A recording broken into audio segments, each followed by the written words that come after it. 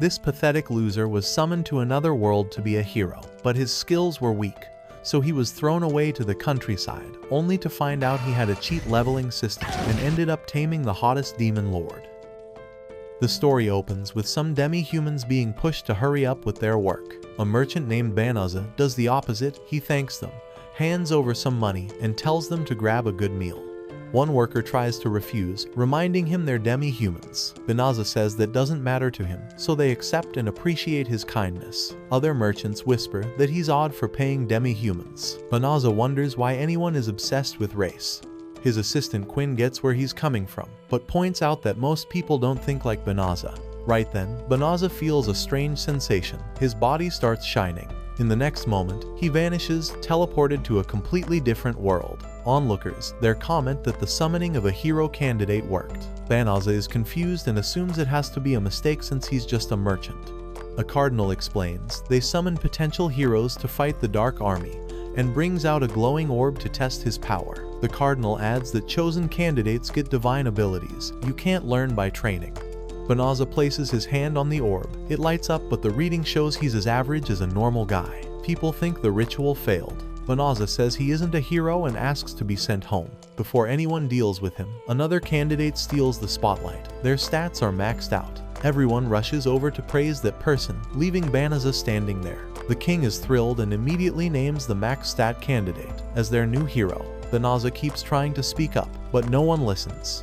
Soon we see Banished riding in a carriage, recalling how the king told him the gate he came through is already closed, so he can't return. They admit it's their fault, but order him to live in the northern forest and keep quiet about their mistake. On the way, Banished chats with the demi-human driver and asks if he's basically a slave to the king. The driver says there's no such system here, humans and demi-humans are treated the same. When Banished asks more about their destination, the driver shuts the window and the long trip continues. After about 20 days, they finally reach the forest. A lizard folk hands Banished a magical bag from the king, saying it has enough for a few days of survival. He also warns Banished that people say the Dark Army has a camp somewhere in these woods, so it's risky to stay. Once the carriage leaves, Banished checks the bag, pulls out a sword, and realizes it's nothing special. Suddenly, 3 slimes pop out of the trees and attack. He manages to take them down, but his sword snaps in the process. A system screen appears. He leveled up. Every stat now shows the infinity symbol. Banished has never seen that before and has no idea what it means. He also learns he can talk to the system directly. He activates that feature, and it becomes a guide, listing the spells he has. It also tells him the bag was rigged with a monster luring spell, so that's why the slimes showed up as soon as he used it. Banished realizes the king might have been trying to get rid of him. The system removes the lure. He looks for somewhere to settle, but the system warns the forest is tainted with Malesium, a demon byproduct that's harmful to humans. It offers him a choice: purify the woods using 1/3 of his mana. Banished accepts. A massive magic circle flares up, and the forest starts cleansing itself. He wonders what changed. The system answers he leveled up again, multiple times. Meanwhile, back at the castle, the princess scolds the king for how he treated Banished, especially with rumors that the Dark Army is camping near that same forest. The king brushes it off, since Banished couldn't be their hero anyway. A cleric bursts in, announcing signs of the highest sacred magic being used. The king assumes their hero performed a purification and calls him one of the greatest ever. The cleric corrects him. The hero is in the south, but the purification went off in the Dalava forest to the north. Inside the forest, Banished checks again. He's now level 367. He's shocked. He got that high without killing monsters, so he figures practicing magic alone must give experience. He asks the system why the infinity symbol hasn't changed. He checks his mana and sees it refills completely in seconds, so he assumes the actual amount must be low, but the recharge is instant. Since he's been kicked out of the city, he asks how to get by. The system suggests a transformation spell. He tries it and turns into a stunning woman by accident. He takes a breath, refocuses, and switches into a male form. The system also explains he can use teleportation magic, so he jumps back to the kingdom. Banished is relieved to have magic and wonders if this is normal in this world.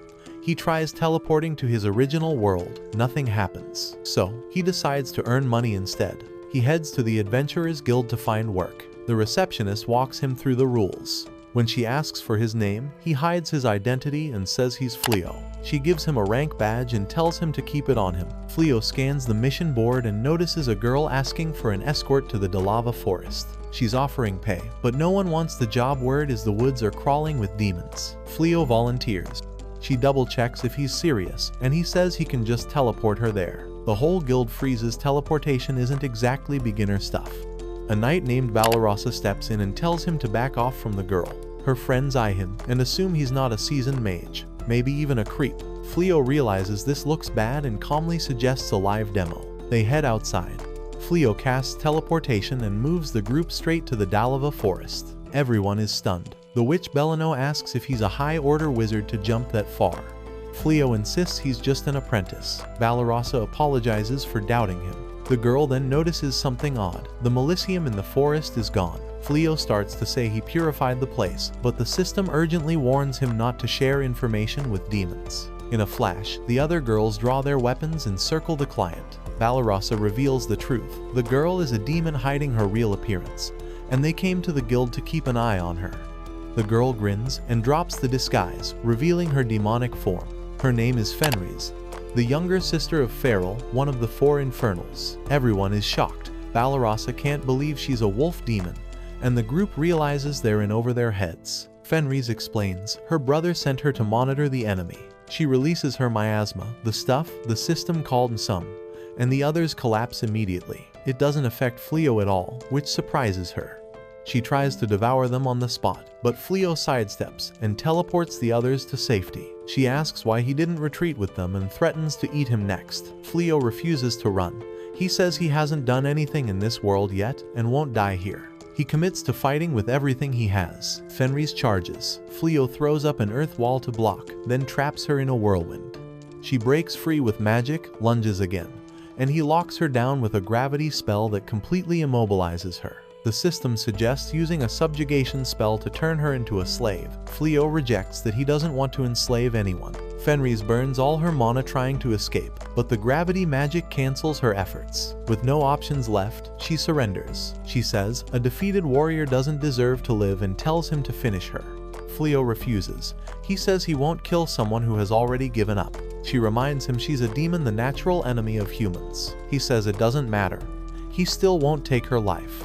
Fenris calls him naive and shifts back into her human form. Fleo realizes she's naked, quickly drapes his cloak over her, rummages in his bag for clothes, and she collapses from exhaustion before he finds anything. At night, Fleo flips through his spell list, confused about how he's using such high-tier magic. Fenris wakes up, remembering she couldn't do anything against him. Her mana's back, so she greets him and thanks him for sparing her. She admits if it had been anyone else, she'd be dead, and swears she will never attack humans again. She even calls him her master. Fleo shakes his head and says he doesn't want a slave. She's free to do whatever she wants. Fenris keeps pushing, trying to make him accept her anyway. He still refuses until she threatens to end her own life. He changes his mind right away and allows her to travel with him. She lights up with joy.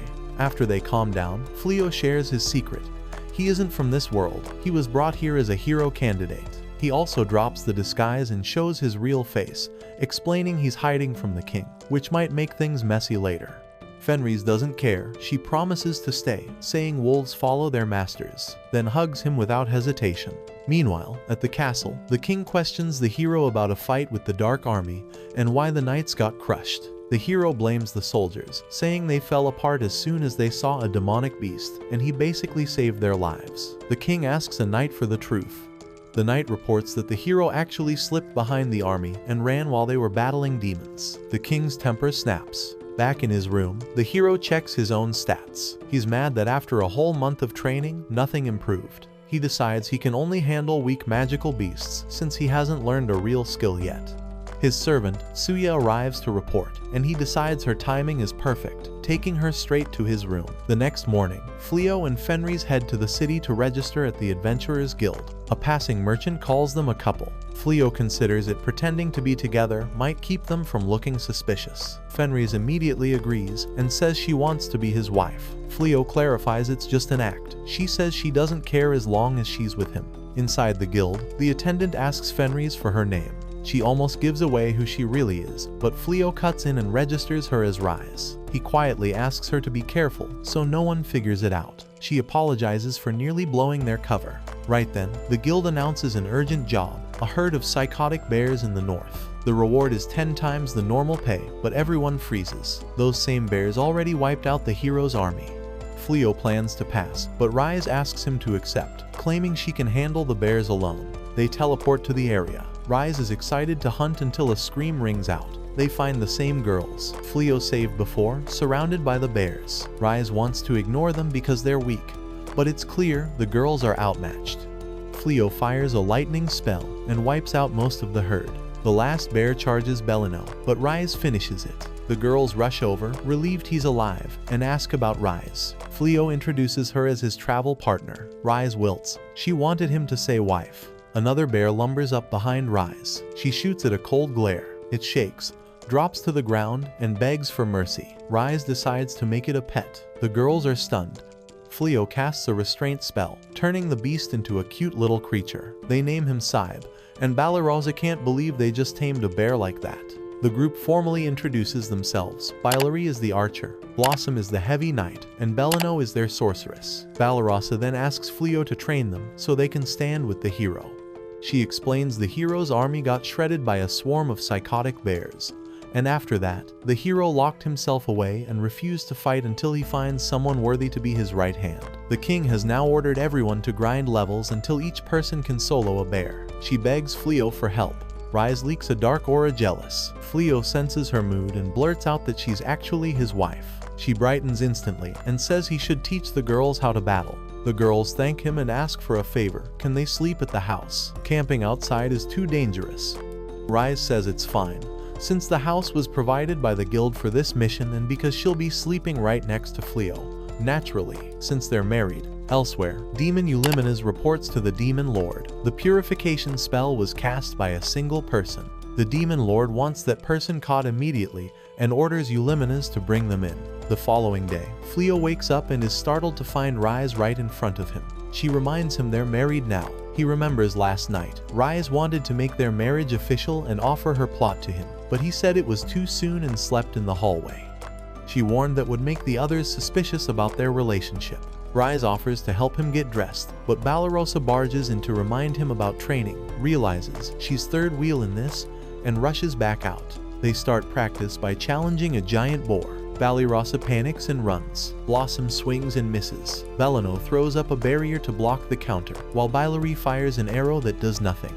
Belano starts feeling sick from using too much mana. The boar charges them down, and Fleo realizes these girls have a long road ahead. After training, they head to their new home. The girls thank Fleo for letting them stay. He explains he managed to buy the place at a discount after they dealt with the psychotic bears.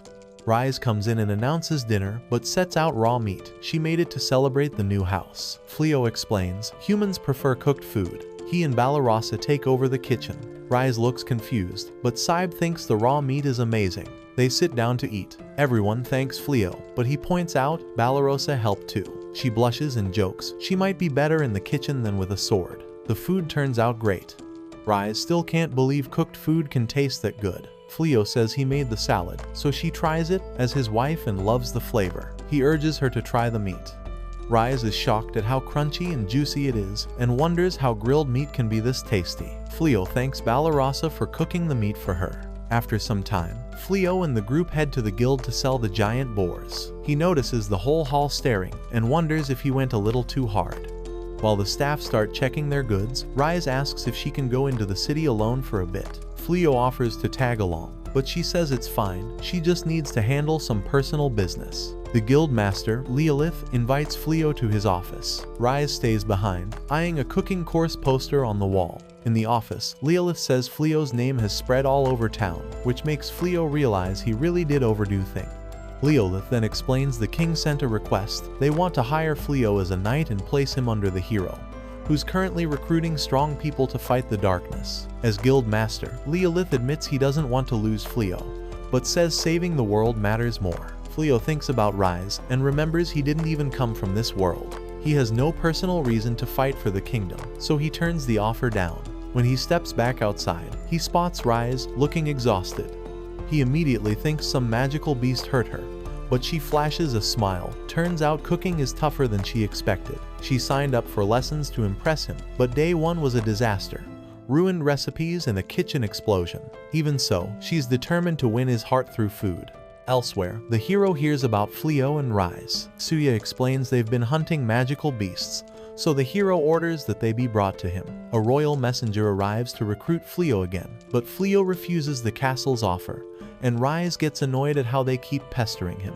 Back at their place, Fleo thanks Blossom for taking care of the garden, and they go back to daily training. Reese suggests Bilary practice on three-eyed birds instead of wooden targets, but Bilary hesitates. She doesn't want to kill a cute animal. Fleo gifts Bellano a magic ring that boosts her power. Surprised and flustered, Bellano starts sliding it onto her ring finger when Rise suddenly appears and warns her, coldly, not to do that. Right then, Balarasa gets ambushed by a giant insect and yells for Fleo. Rise slices the bug in half and tells Balarasa to stop pretending to be helpless just to get Fleo's attention. Later, Rise cooks for everyone, and the taste shocks the whole group. It's actually amazing. She admits she's been taking cooking classes and didn't expect it to be so fun. She serves curry to Fleo and beams when he loves it. Remembering her teacher's line, bold seasoning shows bold love. While they eat, Euliminus spies from afar, stunned that Fenris is living with a human. Rise suddenly appears behind her and escorts Euliminus to Fleo. He welcomes the demon with a cup of hot tea. Euliminus watches Rise closely. She can't believe the mighty Fenris is following an ordinary man. Rise calmly explains she's married to Fleo now. Euliminus tries an appraisal on Fleo, but can't read his stats at all, something that's never happened, not even with the demon lord. Euliminus asks why the forest had no magical beasts. Fleo answers that he used a purification spell there. She realizes he's the person she was sent to find and reveals the consequence. Because of that purification, Rise's brother and his men died. Fleo is shaken, but Rise already knew. She says Fleo is one of the few humans capable of purification and blames her brother's weakness, not Fleo. Her feelings haven't changed, she's still devoted to him. They notice the girls at the doorway, Balarasa, Bilary, Blossom, and Bellano, who heard everything. They put it together. Rise is the wolf demon who once tried to kill them. Fleo worries how they'll react. Euliminus decides Fleo is dangerous and challenges him, wanting to gather data on his abilities. Rise bristles, thinking Euliminus is just trying to steal her husband. They take it outside. Euliminus fires a poison spell to distract him, and layers another trap on the ground. Fleo casually dispels both and locks her down with a crucifixion binding spell, forcing her to surrender. The next day, Euliminus returns to the Dark Castle. Fleo explains everything to the girls and assures them Rise won't attack humans anymore. They admit Rise has helped them for a whole month and has basically become their benefactor. They promise not to report her to the king. Soon after, Euliminus comes back, this time with an army of dragons. The girls panic. She demands they surrender. Fleo, seeing real dragons for the first time, is amazed. Euliminus gets irritated and orders the attack. Fleo answers with a celestial spell, Divine Hammer, and wipes out several dragons instantly. Euliminus calls it impossible and flees with the survivors. Blossom is blown away by Fleo's power and kicks herself for not striking a dragon. When she had the chance, she could have earned the Dragon Slayer title. Fleo tells her to try anyway and instructs her to throw her weapon. As she hurls it, he buffs it with enhancement magic, and she drops a fleeing dragon in a single hit. Her level jumps, and she receives the Dragon Slayer title. The other girls want the title too, but the rest of the dragons are already gone. Watching from afar, the Demon Lord notes what happened and says it's time to make their next move. Back home, Fleo raises a barrier around the house that will alert them whenever a demon enters the area. Rise grumbles about Euliminus, saying Fleo was too soft for not punishing her after the attack. Fleo replies, he wasn't trying to be kind. He's still stuck on the fact that he caused Rise's brother's death. The girls check Blossom's stats and admit the Dragon Slayer title looks awesome. Balarasa walks off, saying she needs to hunt more beasts to get stronger. In truth, she's crying she wanted that title badly. She explains later that Dragon Slayer is a prized rank for adventurers and can even lift a commoner to nobility. Missing the chance means she lost an opportunity to improve her family's life. As she's alone, a traveling wanderer approaches and asks for Rise. Balarasa instantly suspects the Dark Army and threatens him. She asks why he wants Rise. He says he just wants to see her and starts to leave, adding he'll be back to talk. Balarasa demands his name. He says it's Gaul, and she thinks he's strange. Moments later, Fleo walks up, and Balarasa reports about Gozal. Rise recognizes who it is and reveals his real name, Gaul. Fleo adds that the house barrier already flagged him and identified him as the Demon Lord. Balarasa freezes, realizing he could have killed her in an instant if he'd wanted to. The next morning, Gaul comes by to see Rise. Fleo greets him at the door, introduces himself, and invites Gaul inside. They sit for tea. Gaul says he already heard what happened with Eulimenes. Balarasa can't believe she's sharing a room with the Demon Lord and just sits there stunned. Rise asks Gaul if he's here to take revenge, but he calmly says he isn't. Instead, he asks Fleo to join the Dark Army. Fleo immediately turns him down. Gaul studies Fleo and points out how strong he is, then wonders why someone that powerful isn't working with the king. Fleo explains he doesn't want any part in the war and honestly doesn't even know why they're fighting. He's from another world. After all, Gaul then gives the short history. The very first Demon Lord tried to conquer everything, so humans pushed back, and the conflict dragged on for 500 years. He adds that he himself isn't trying to rule the world, he wants it to end. For a second, Gaul lets his aura leak, treating Fleo like a serious threat to Demon. Fleo stays calm and repeats that he won't join the war. Gaul calls him stubborn and guesses that's why the king failed to recruit him. Even so, Gaul still wants Fleo on his side, says he'll return later, and notes that Balarasa was interesting she didn't panic while sitting near him. After Gaul leaves, the girls check on Balarasa and realize she's completely spaced out. She actually passes out for a bit. When she wakes up, Gaul is in the house again, complimenting Rise's cooking. Balarasa tells him to go home. Fleo will never join the Dark Army. Gaul invites Balarasa to come with them instead. She refuses, and he assumes she's just being shy. He keeps trying to talk, but she dodges him and runs off, saying she needs to train. Gaul keeps visiting, and eventually a knight spots him going in and out. The knight reports to the king, who jumps to the conclusion that Fleo has sided with the demons. Furious, the king decides Fleo must be eliminated. The princess urges him to slow down. They don't actually know if Fleo is working with the Demon Lord. She says they should speak to Fleo directly and hear what he wants. The king calls her naive. The hero storms in and declares he'll handle Fleo himself.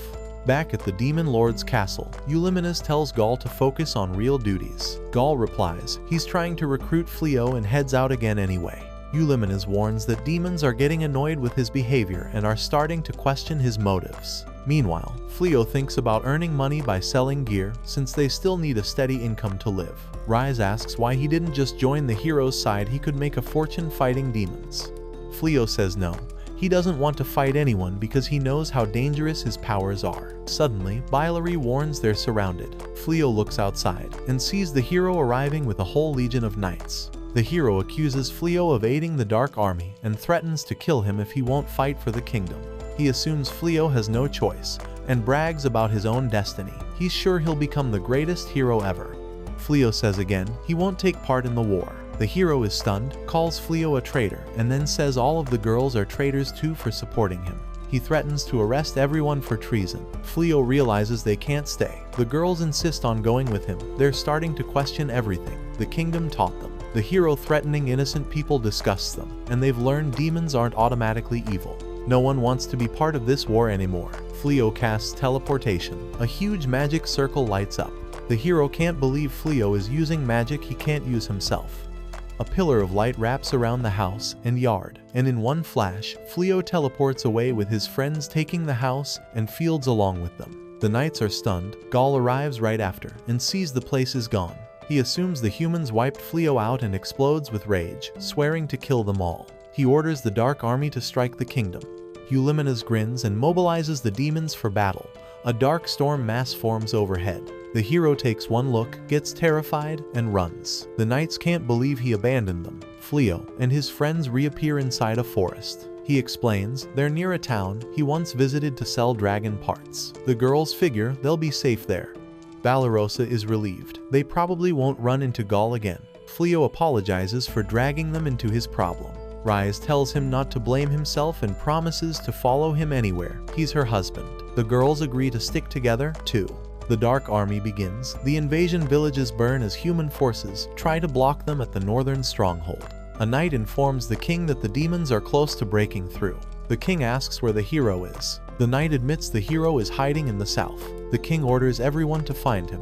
The royal advisors suggest gathering every mage and casting purification magic to shield the land. The king hesitates. It's risky and drains everything. They argue there's no time. If the stronghold falls, the kingdom is finished. Out on the battlefield, Gaul watches the fight. His aide Greenel says it's time. Gaul pulls his forces back, expecting the humans to unleash purification.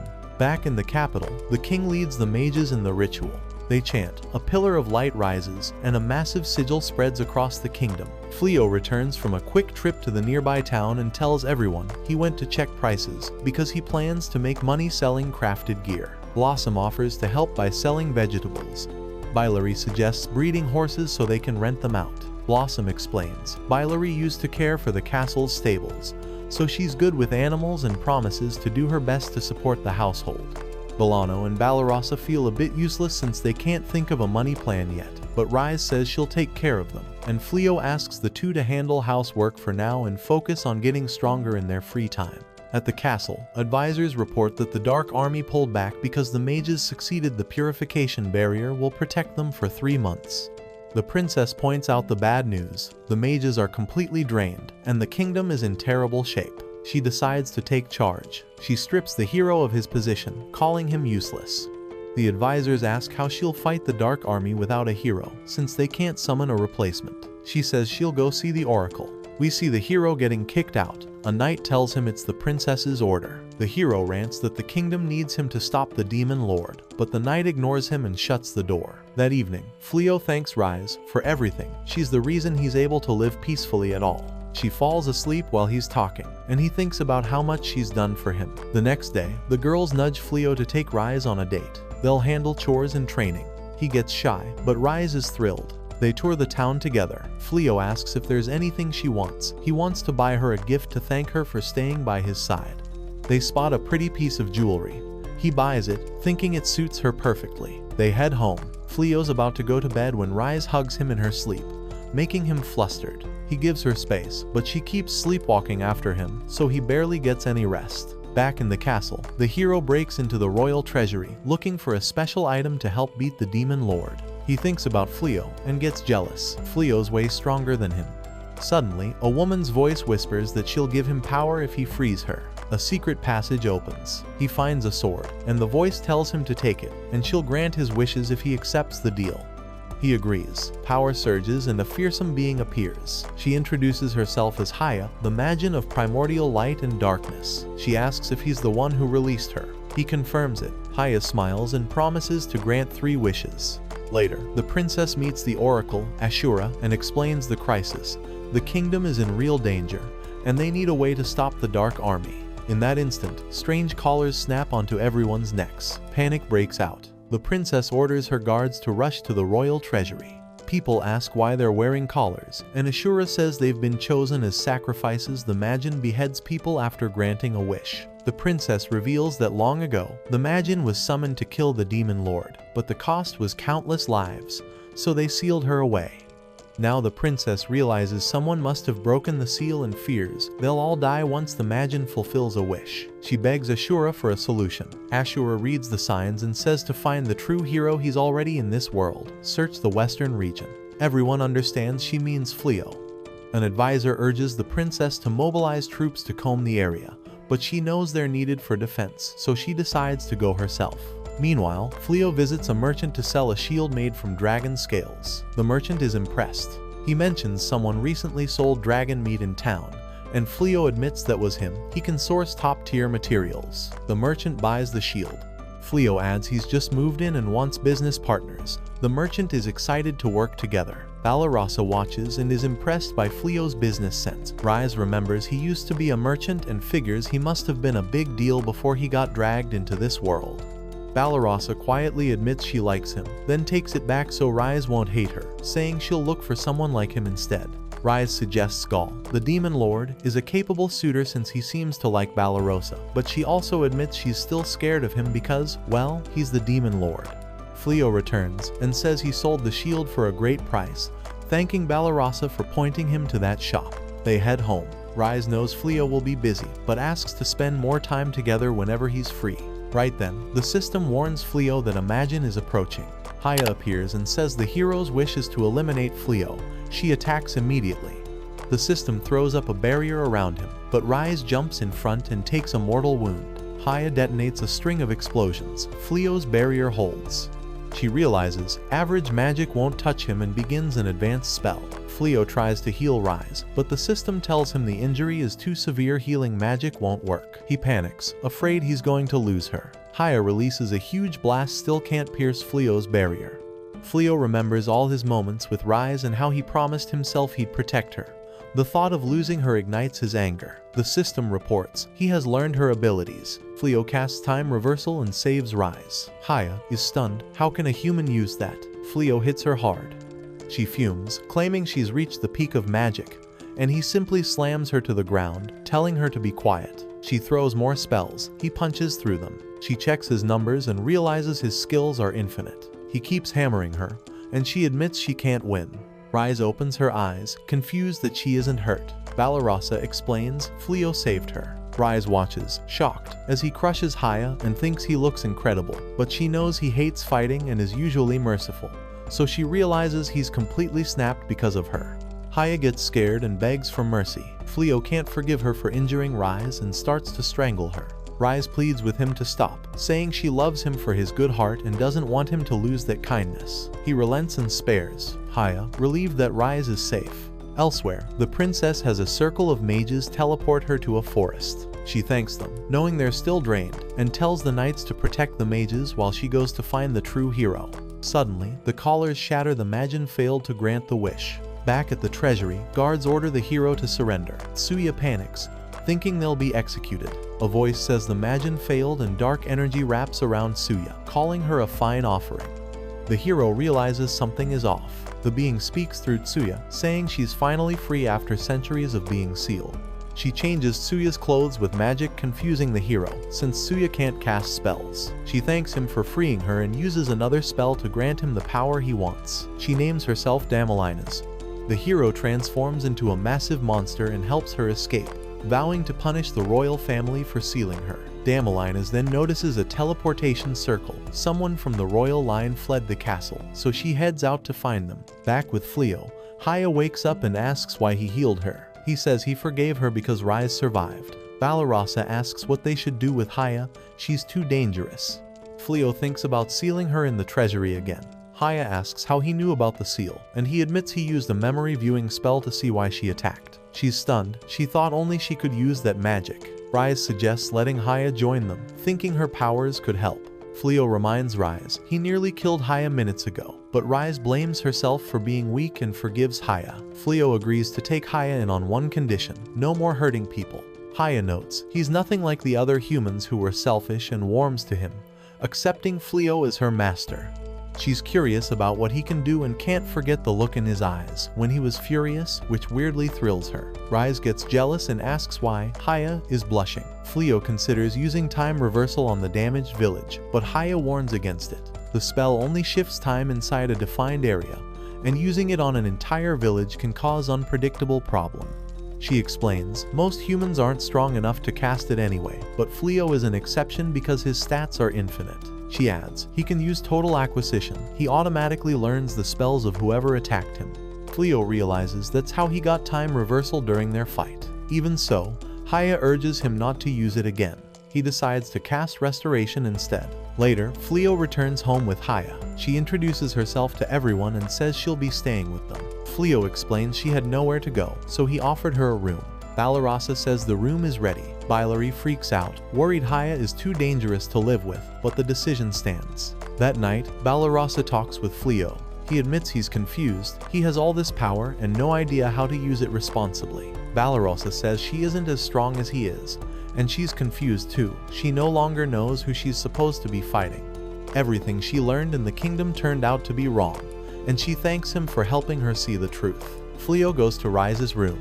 She looks down and asks if he's planning to go back to his original world, maybe using Magin magic to leave her behind.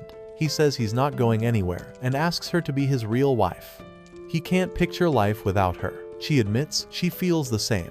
They start making plot and then notice Haya in the room. She says she's been watching the whole time because it's her job to keep an eye on her master. Fleo gets annoyed and tells her not to spy on his private life. Haya shrugs and says plot development is natural, so why hide it? Rise blows up, and the two start arguing, while the other girls listen from outside, realizing the pair is fighting. Haya offers to turn invisible, so she can keep watching anyway. They immediately refuse. That would somehow be even worse. Later, the princess walks through a town asking a shopkeeper if he knows Fleo. He says he doesn't, so she leaves, wondering where to search next. Meanwhile, Fleo's group eats together. Rise says Haya cooked the meal. Haya also offers to clean the whole house, and the girls feel useless because she's handling everything by herself. The next morning, Blossom works out in the field to contribute to the home. Saib shifts into his big bear form and helps her with the job. Over at the stables, Baileri looks after the horses, saying she wants to be a coachman, but for now she's stuck with stable duty. We learn Bolano comes from a family of royal magi, and Fleo has been teaching her basic spells, so she wants to use magic to support everyone. A scream rings out. Blossom yells for help. A magical beast is ripping up the field. It charges Belano, and she blocks with a barrier. Valorosa arrives, thinking she'll kill it, explaining she actually brought that creature here, but it suddenly went berserk. Baileri jumps onto its back, rides it down, and calms it.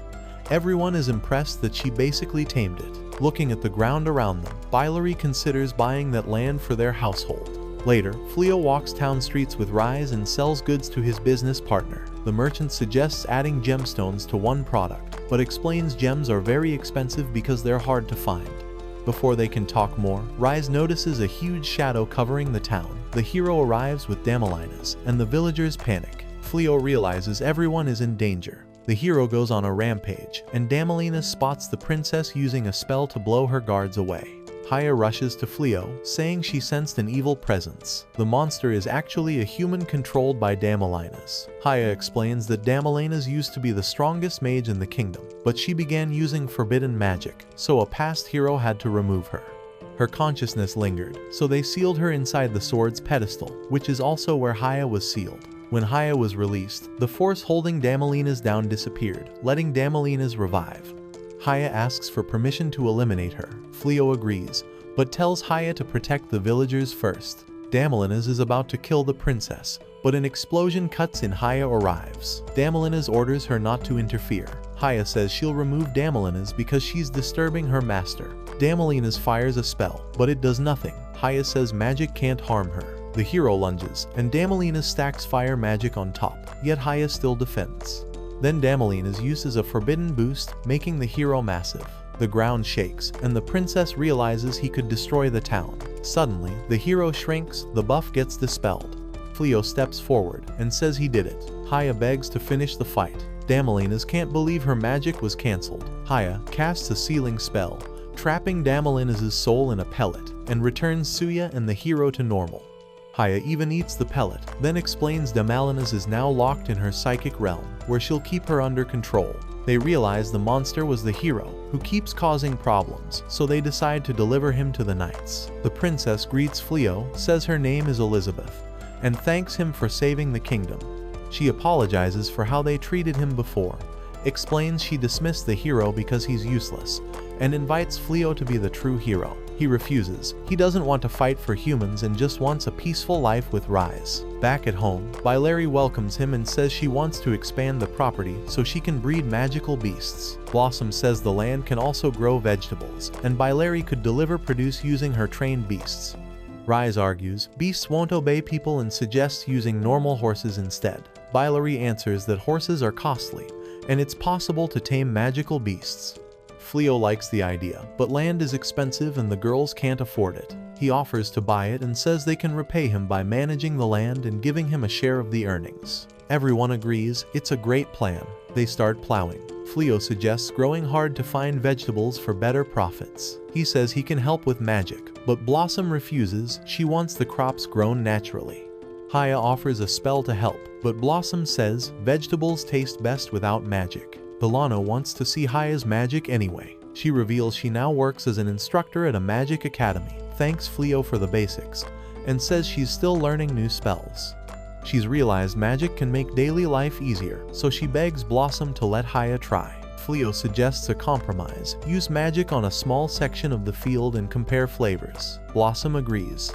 Haya boosts that patch, and the plants respond. Fleo adds that he wants to open a shop in the future, and Rise promises to support him, saying she'll invite friends to buy his goods. Fleo shows a gemstone ring he made and asks Rise to treat it as a wedding ring. She's overjoyed. Elsewhere, the hero wakes in a dungeon, confused about how he got there. Suya thinks they'll be executed, but he refuses to die here and is ready to do whatever it takes to escape. That night, Balarasa dreams she's in a black dress. Eulimenus congratulates her on her marriage. Gaul walks up saying she will be his wife, and the demons promise to conquer the world as a wedding gift.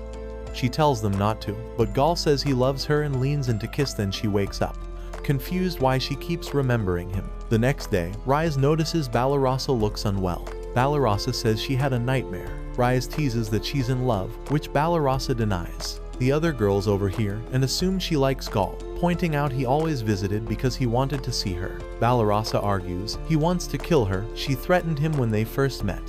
The girls still think he likes her and say maybe she can cross the race barrier like Fleo and Rise. They ask Rise what she likes about Fleo. She says his naive personality and that she feels comfortable around him.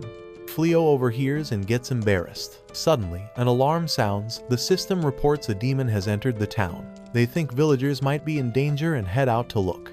At the same time, Elizabeth meets advisors who say Fleo paid with castle-issued gold coins that were never released to the public. An advisor reminds her they gave Baniza gold coins, so maybe Baniza is disguised as Fleo. She understands why he didn't want to fight and says they need to make it up to him. A knight rushes in and reports the hero escaped with Tsuya. Elizabeth orders a search. In the woods, the hero hides behind a bush, blaming Haya for making him look like a criminal. Tsuya says they're fugitives now. He claims he didn't steal anything. She points out he took a bottomless bag from the treasury. He says he deserved it as a hero's reward. He checks the bag, no gold.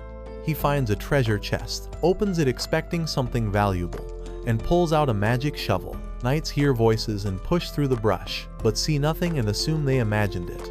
We learn the hero dug a tunnel with the shovel and slipped underground. It's useful until he realizes he doesn't know how to get back to the surface. Later, at the Demon Lord's castle, we find Gaul speaking with Eulimenus. She reports that she still can't locate Fleo's group and assumes they must have left the kingdom. Gaul shakes his head impossible. Fleo's teleportation only works to places he has physically visited, and since his summoning, he has never traveled outside the kingdom's borders. Eulimenus urges Gaul to focus on the invasion instead. She argues they could topple the royal castle right now. Gaul declines, reminding her that Fleo can use purification magic, so tracking him down matters more. Eulimenus says she's busy holding back demons who are starting to doubt Gaul's leadership. Gaul thanks her for her loyalty, but adds that he refuses to sacrifice his people just to grab a win. Not far away, a demon named Fufun secretly watches and then rushes off to inform Gaul's brother, Uegard. Hearing that Gaul wants to recruit a human into the demon army, Uegard explodes with anger. In his view, a demon lord's job is to crush humans, not befriend them. He decides to steal the throne from his brother and promises that, once he takes over, he'll destroy the kingdom completely. Back in town, Fleo wonders why the alarm didn't escalate. The system clearly said a demon entered the area. He notices a shopkeeper closing early. She says business is dying because demons wreck the trade routes her products depend on. Rise realizes the war is choking the village economy. The group is about to grab lunch when Balarasa walks up and insists on treating everyone. Rise asks why. Balarasa explains that her adventurer rank went up and thanks them for helping her improve. Suddenly, Haya steps in and warns that a demon with incredible magic is approaching. She readies herself for battle, but Rise tells her to hold up. Moments later, Gaul appears. He's the one who triggered the system alert. They all sit down to eat together. Gaul greets Balarasa warmly, saying he's glad to see her again. She freaks, realizing her strange dream was basically a warning. Gaul talks about human food. He genuinely prefers it to demon cooking. He explains he came to collect intel, and, yes, he still wants Fleo to join him. Balarasa snaps that he's trying to ruin their lives. Gaul answers calmly that demons truly are a threat to humans. Fleo says he's been living peacefully with Rise and doesn't want to fight. Haya chimes in about a toxic demon substance called Emsum. All demons have it, some can control it, but others can't. It harms humans, and demons who can't control it leak small amounts wherever they go, making it dangerous to be around people. Rise points out their pet demons manage their militia just fine, so Fleo shouldn't worry about those. Gaul adds that demons are violent by nature, then stands to leave, saying they'll meet again. After he's gone, Fleo's face tightens. He realizes how hard it is for humans and demons to coexist. He pulls Rise into a hug and asks her to let him hold on for a minute. Elsewhere, Tsuya claws her way toward the surface but gets stuck partway up. The hero gets distracted and slips, tumbling back down the tunnel. Meanwhile, Fleo and his friends sit to another meal at home, and everyone enjoys it. Rise really is getting better at cooking. She explains that her teacher, Mileno, has been showing her new recipes. She even ran into Mileno again recently. We see Rise visiting Mileno to thank her. She says she was able to win her husband's heart thanks to Mileno's guidance. Mileno congratulates her and decides to teach her family-style meals as a gift. Rise adds that Mileno is also showing her how to cook for children. The girls think that's useful and teasingly wonder if Rise might someday have a baby with Fleo. There's a knock at the door. Fleo opens it and finds the princess, Elizabeth. He immediately says he isn't interested in being a hero. Elizabeth replies she's there to apologize and then calls him Benaza. Fleo is shocked. She figured out his real identity. He invites her in. Balarasa serves tea, but Elizabeth says she needs to speak to Fleo alone. Rise refuses to leave, and Fleo backs her up, saying he won't talk unless Rise stays. Elizabeth agrees, and the others step out. Elizabeth apologizes on behalf of the kingdom, acknowledging he was exiled to the forest. Fleo says an apology doesn't change anything and asks what she truly wants. Elizabeth shows a map with her troop positions. The purification spell is almost expired, and the Dark Army will push the invasion again. The kingdom's mages are still drained, so the knights won't be able to protect civilians. She begs Fleo to help. Rise tells her that's selfish, he doesn't want to be dragged into war. Elizabeth says the king will wake soon and plans to send the army to arrest Fleo for supposed collusion with Demon. She adds that she can save him if she punishes the king for disgracing the true hero and rules in his place, but to do that, she must prove she can command the army. Rise thinks Elizabeth is trying to use Fleo. Fleo, however, understands that Elizabeth mostly wants to ensure he won't join the Dark Army. He asks why she'd risk showing her troop locations that's vital intel. Elizabeth says she trusts him and again pleads for the civilians. Not far away, adventurers scour the area for the hero, who is now wanted. He hides, while Tsuya whispers that she's hungry. He hands her food, wondering why she still follows him. She says he's cool, he could have escaped faster without her, but he still cares. A giant spider creeps up and fires webbing, trapping them instantly. Fufun steps out and announces she'll use them as sacrifices. That evening, Fleo sits in his room and opens up to Rise. He hates fighting, but he refuses to watch civilians get slaughtered. He says he wants everyone to be happy. Rise promises to support him and help as much as she can.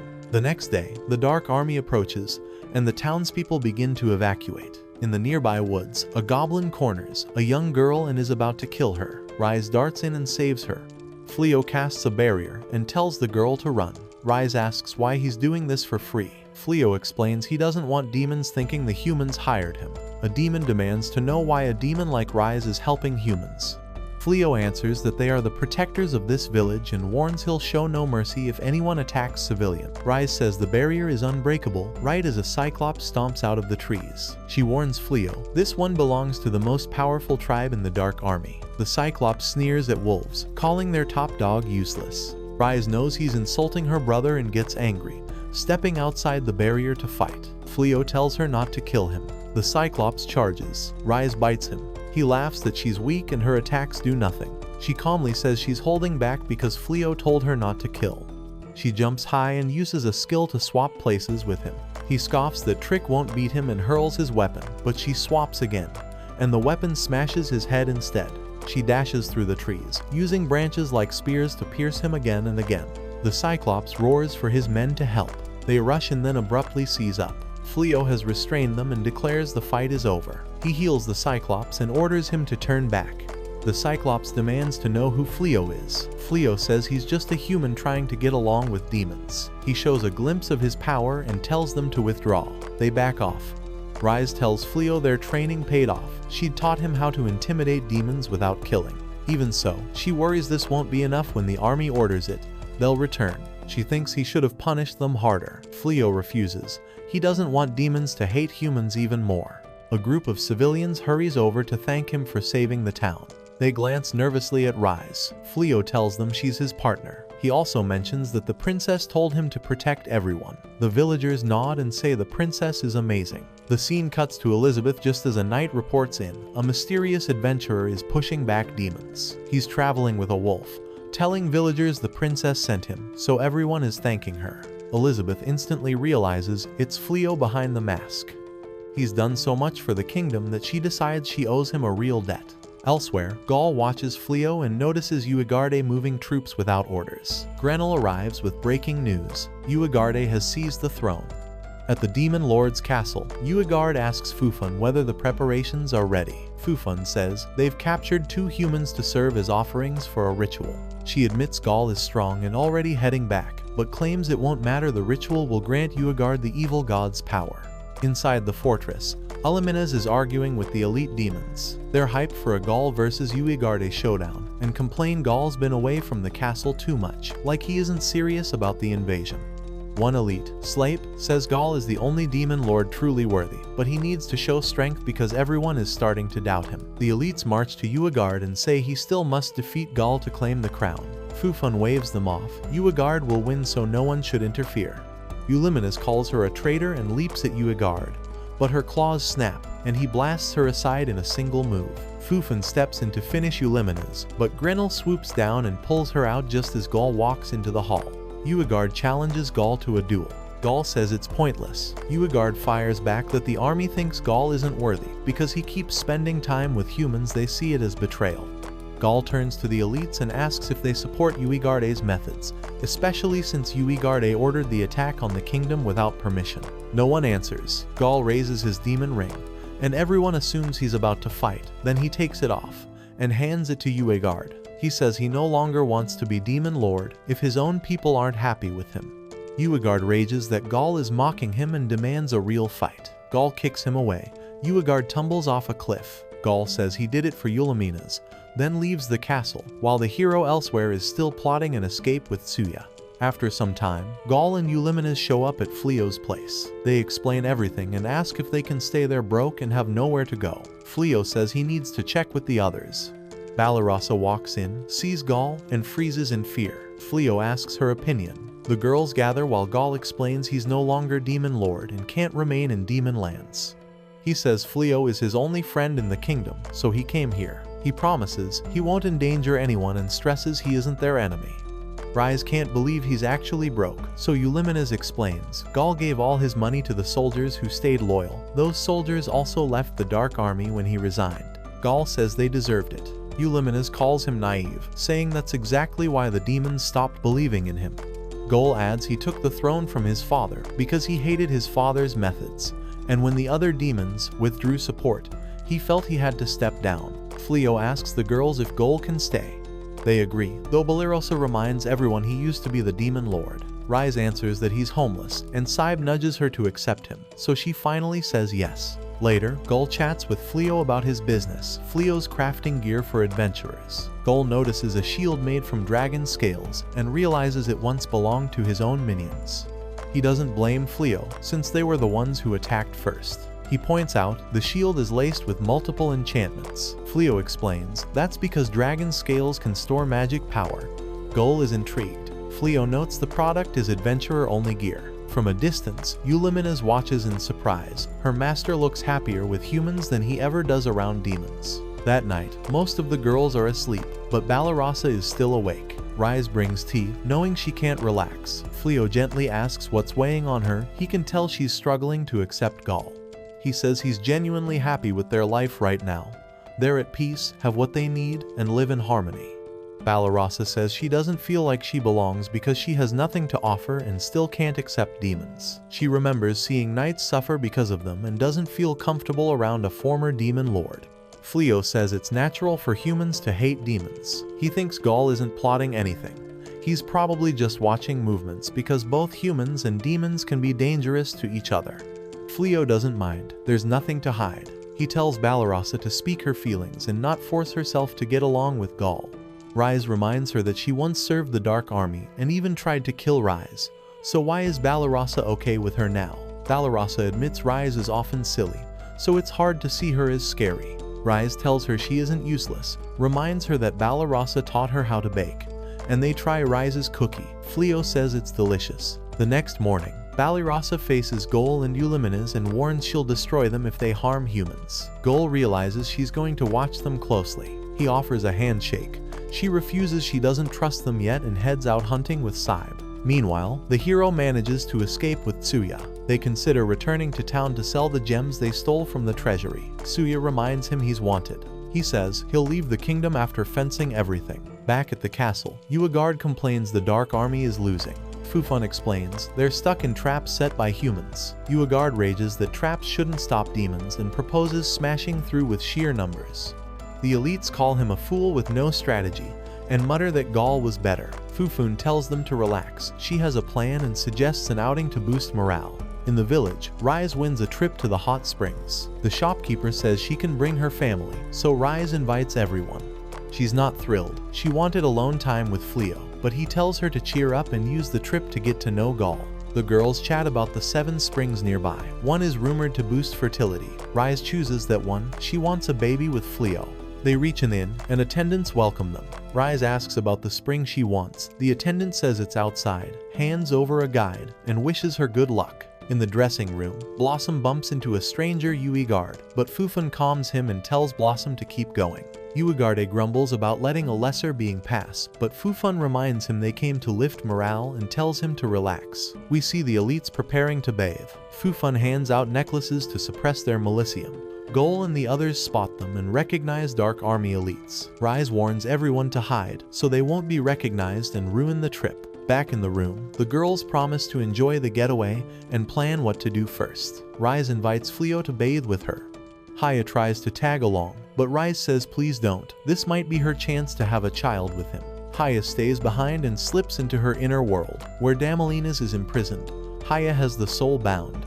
Haya says she wants to practice, restrains Damalinas, and admits she wants to try what Rise did with Fleo. Damalinas points out they're both women, so that shouldn't be possible. Haya reveals she can change her gender and even calls Damalinas her type.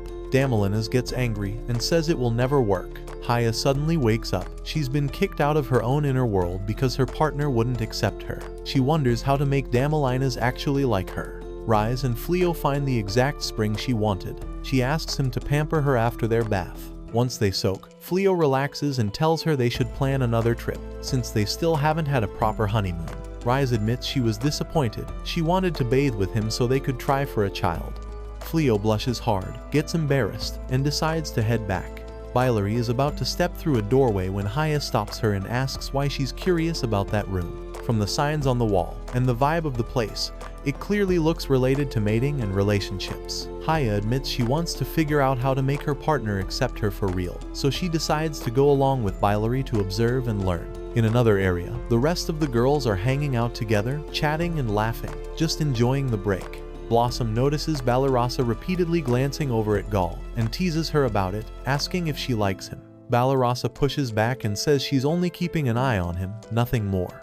Gaul, being Gaul, compliments her and says she looks great in her dress. Eulimenes immediately cuts in, telling him to stop flirting and to cool it. We cut to Uagard and his followers. He takes one bite of the food and calls it disgusting, then orders his underlings to entertain him. Fufun starts a dance to please him, but he waves it off as boring.